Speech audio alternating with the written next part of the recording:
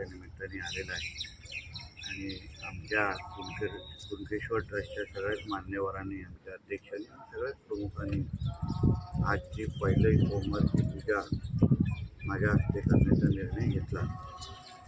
यासाठी मी मनापासून त्यांचे आभार मानतो. आणि आज पूजा माझ्या हस्ते आणि आईंच्या हस्ते पार पडल्यानंतर आज मोठ्या प्रमाणामध्ये भाविक आमच्या कुणकेश्वरकडे येतील आणि आमच्या अध्यक्ष, ट्रस्ट आणि इकडच्या सरपंच आणि सगळ्या सहकार्याने अतिशय चांगलं नियोजन या बाबतीमध्ये केलेलं आहे. मला विश्वास आहे येणाऱ्या भाविकांचा अनुभव अतिशय सुकर होईल, असं माझा ठाम विश्वास आहे. मुख्यमंत्री तीर्थस्थानामध्ये कुणकेश्वर मंदिराचं तीर्थस्थान आता काही दिवसामध्ये सुधारित यादी येते आहे.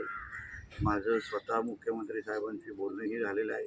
काही दिवसात जेव्हा सुधारित यादी येईल त्याच्यात आमच्या कुणकेश्वर मंदिराचं नाव निश्चित पद्धतीने असेल, एवढा शब्द मी तुम्हाला या निमित्ताने देतो.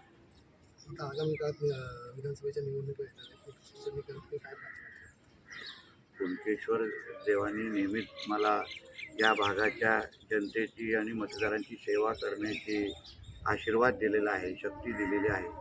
आणि ह्याच पद्धतीने पुढची 5 वर्षेही मला जनतेने परत एकदा संधी द्यावी आणि त्यांची सेवा करण्यासाठी जी काही शक्ती लागते, जे काही म्हणजे एकंदरीत आशीर्वाद लागतो, तो कुणकेश्वरांनी माझ्या मागे द्यावा, एवढीच मागणी कुणकेश्वरचे करू शकतो.